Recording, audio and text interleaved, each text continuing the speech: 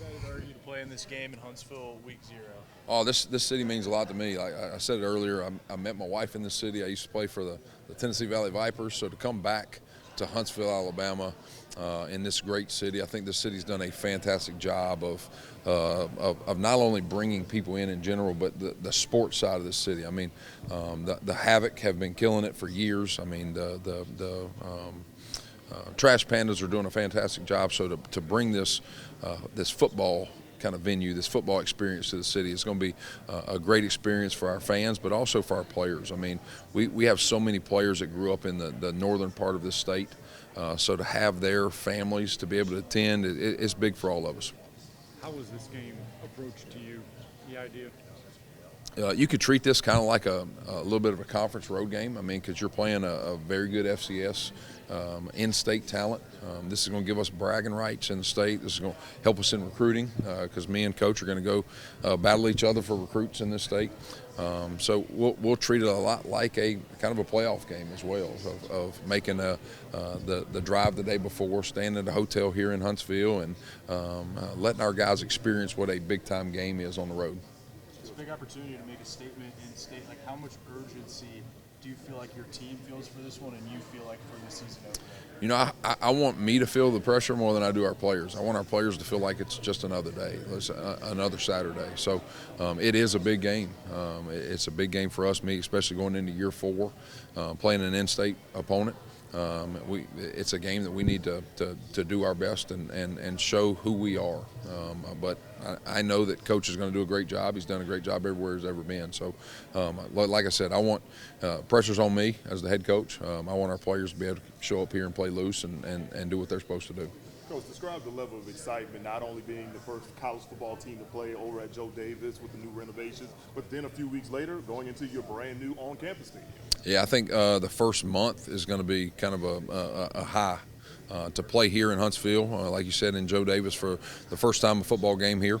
It's going to be an exciting time. We turn around the next week and we go to Fayetteville, Arkansas, and get to hear the Woo Pig Sueys for their first game of the year. We know that place will be packed out. Then we make another road game to southeastern Louisiana, and then get to the first time in UNA history have a home game at a home on-campus stadium. I know so many people, from our president to our board to our AD, have had so much involvement in this, and our players are so excited about what's in store that first month of the season. I know, Coach, you mentioned about 7 practices. What have you seen out of your squad so far? I think we got a long way to go, but I'm excited where we're at. We've got 5 new coaches on staff. Both our coordinators are here today. They're doing a fantastic job. It's probably been harder on me this spring than anybody. This is the first time in many years that I haven't been the play caller. So just watching has been tough. Me learning 2 new schemes have been a little hard, but it's been fun though. I think we got 2 great coordinators. I think our players are doing everything they can every day to show us what they've got. I think we've brought in some really good players to add to what we already had. So I'm excited where we're at, but we still have some steps to make. It's only been 7 practices, but just piggybacking off what you just mentioned about the coordinators, the collaboration with you and offensive and defensive coordinators, for you, how has that kind of just been different than you trying to learn this on the fly to be a play officer? I tell you what, it's been let me be able to do is I'm seeing things different than I had before, where previously I probably didn't listen to the DC as much because I was installing on the offensive side of the ball. We're now collaborating a little bit more, of getting and seeing exactly what the whole team needs a little bit more. It's allowed me to see things from a new angle. It's allowed me to probably build better player relationships, where previously I was scripting practice, I was putting install videos together, where now I can spend more time with people, coaches and players. So it's been a really good spring through just the head coach side of it. Where's Destin been developing? Destin, through I think 6 practices. Coach Partridge could probably tell you a little bit more, but I think he's completing about 82% of his passes through the first 6 practices, and that's been really big. We've challenged him as a leader.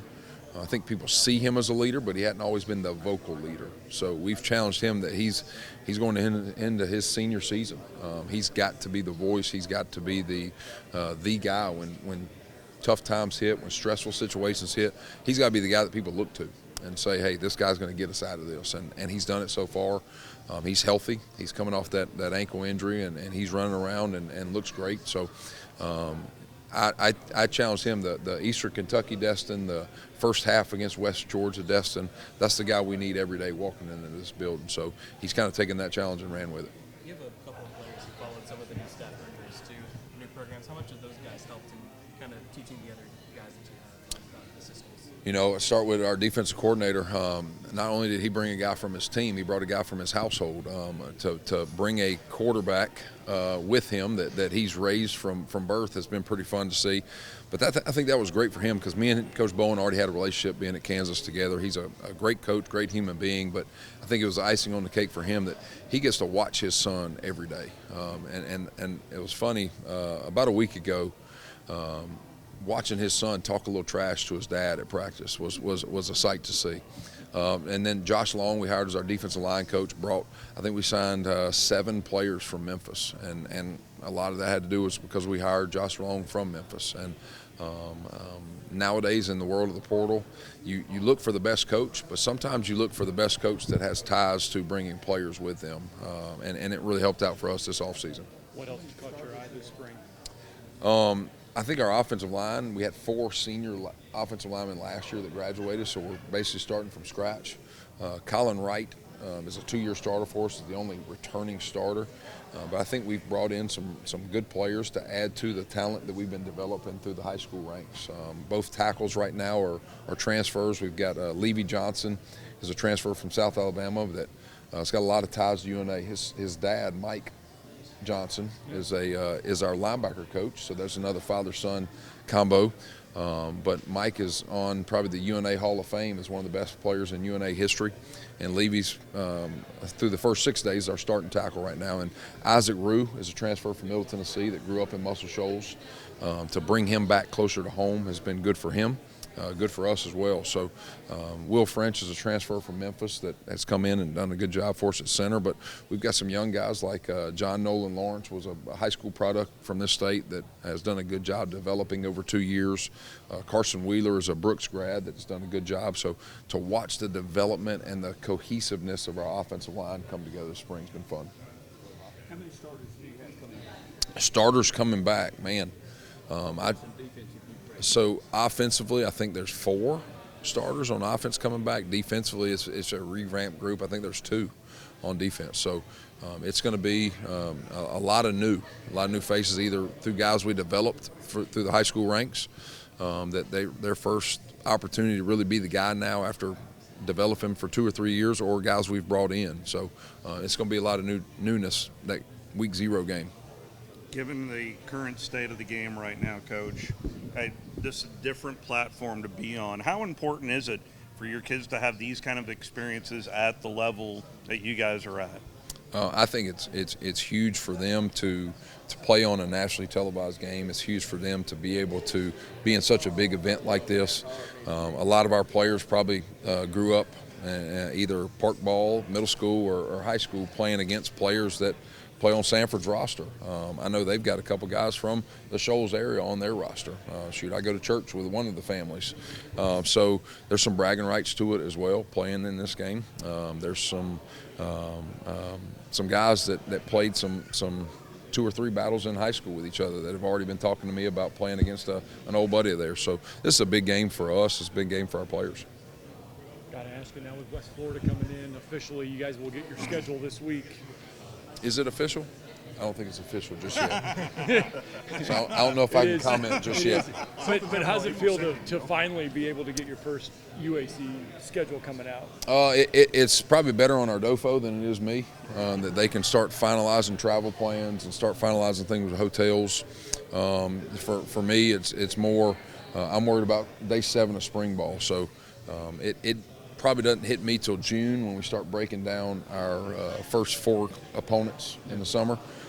Right now, we don't, as a coaching staff, we probably don't spend as much time on it as our operations people do. Be on this level right out of the gate on this stage for game 1 for you in particular. What's starting in Huntsville for your debut mean to you?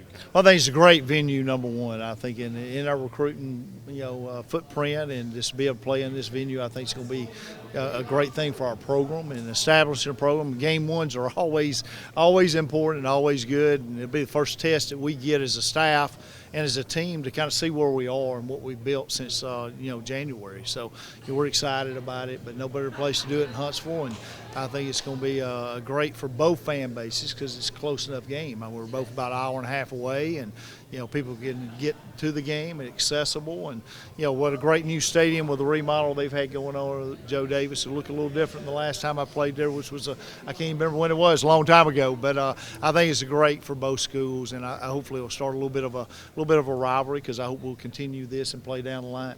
How much value you really receive, Coach Sweeney, just from an infrastructure standpoint, how to maintain and build a program as you become a head coach again at the FCS level? Yeah, I've been a head coach most of my career, but to do it at the Power 4 level and the way Coach does it, it just shows me that I was a little reluctant when I moved from, coaching high school for like 22 years to coaching in college. And I'm like, I do it for ministry and building young men and, not just ball. And so I was a little reluctant to get in the college game. And then we did the same things in the college that we did when I was in high school. So this proved to me the way me and Coach are similar mindset-wise, that you can still do it at that level with the highest level of integrity like Coach Sweeney has. And there's no you see exactly why he's had the sustained success that he's had at Clemson off the way he does it and the way he treats people and how important having integrity and winning the right way matters.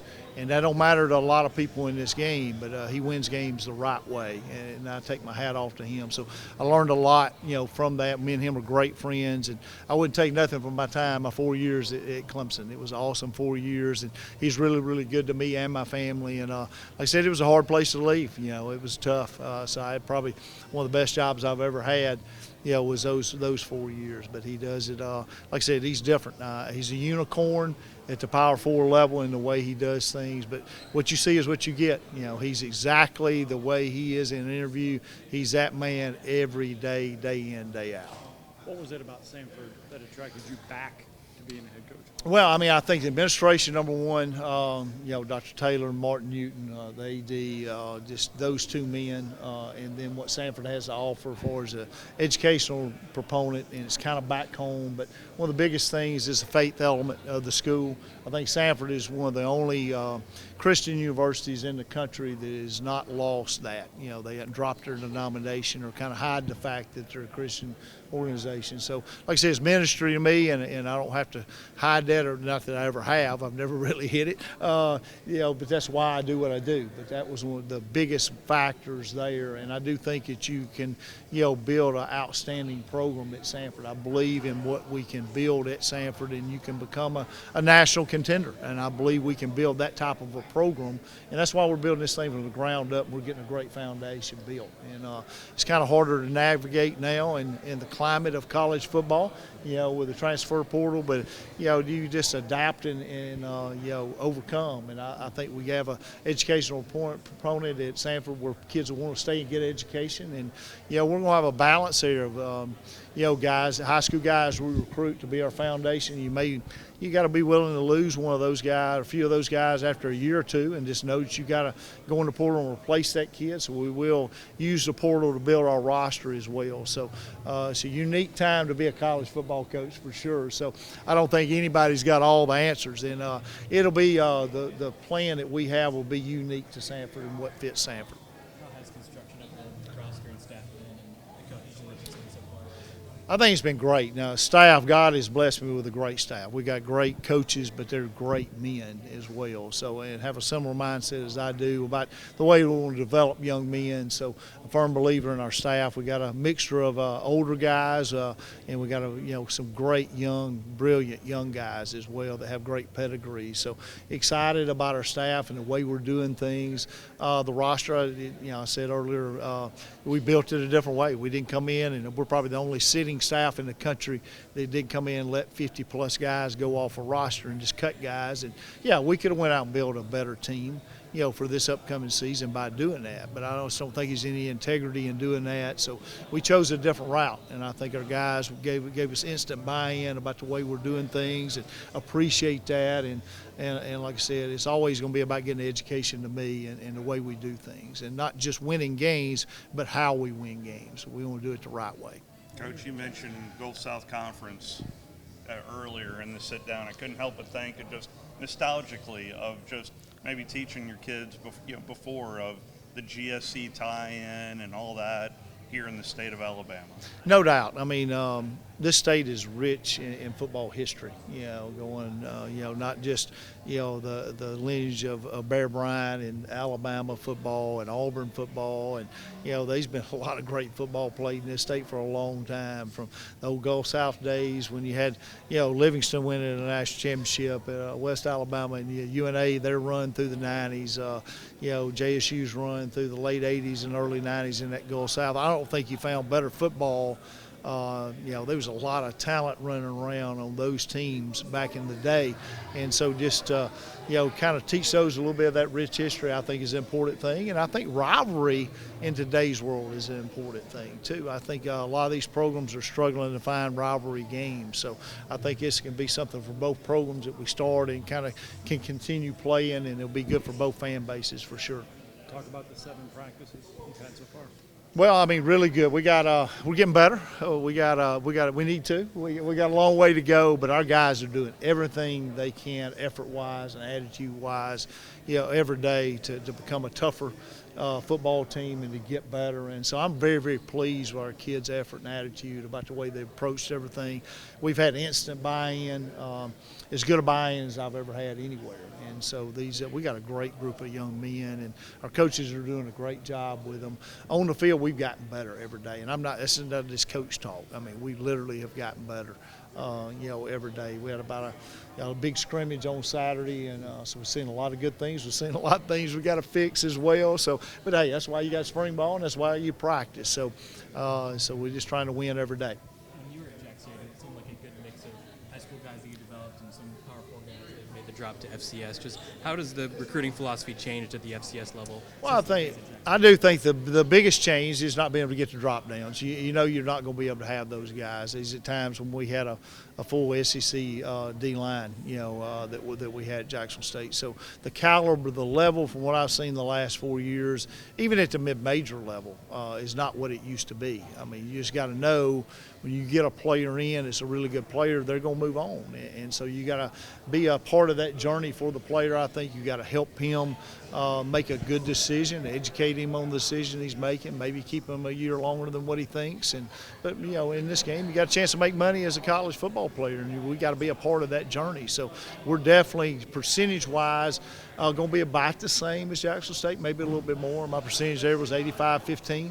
We'll be 85% developmental. And I can go back through the list. We have more all-conference players that came in on a partial scholarship as a PWO. They were all-conference players that we did full scholarship players. So it's all about evaluation and recruiting. And so we'll follow a similar pattern there, maybe more on the 75 to 80% developmental high school players. But there's a space for it at Samford for high school players. We're always going to recruit high school players, and we're going to do a great job in this state of recruiting high school players.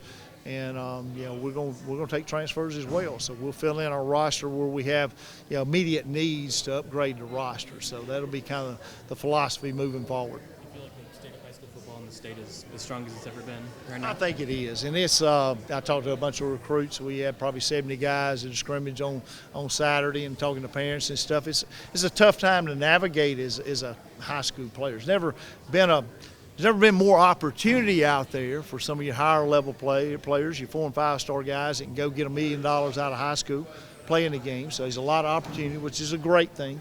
And then he's been. It's hurt some of your just blue collar, good high school players. They're getting recruited down probably a level, maybe 2 levels. A guy that used to be a mid-major guy may be a D2 guy now. So there's limited resources or opportunities for some of those guys because, people were filling their rosters up with 70 transfer guys or 50 transfer guys every year. So it kind of is a hard time for that kid in high school to be a high school player. But I just encourage those guys to just, hey, find you somewhere to go play, and then you can move up. So there's a lot of good high school players out there in this state. I think the high school coaches do a tremendous job of just developing players and pouring into these guys. So we're always going to recruit, Alabama kids and in our blueprint of our areas, high school guys. But like I said, I think it's going to be important for our program to evaluate and find the right guys, right fit for Samford. Any good? Way is what matters. Well, I think you got to win the right way with integrity. I think there's a lot of finagling goes on with rules, and a lot of people shade on the gray side, as far as the recruiting process and tampering. There's a lot of tampering going on out there. We're just not going to run our program that way, and we're going to do things with ethics and integrity and the way you're supposed to do it. And I believe in that, and I'm always going to fight to protect that. And like I said, I think when it becomes a business, there's some ugliness that gets involved, and so we're just going to protect doing it the right way. Speaking of the right way, any good conversations with Coach Hickok? Oh, great, man! Instant friends. We've had a lot of similar friends that have crossed paths with one another, and he knew a lot about me. I knew a lot about him, and his character precedes himself. So he's just been a great confidant. Kind of helped him being a little bit ahead of me in last year's cycle and getting used to Samford. So we've had a few little sit-downs, and but this will be a great lifelong friend. And what a salt of the earth person he is. So that's been a pleasure of mine to get to know him. Thank you, Coach. All right, guys. Thank y'all.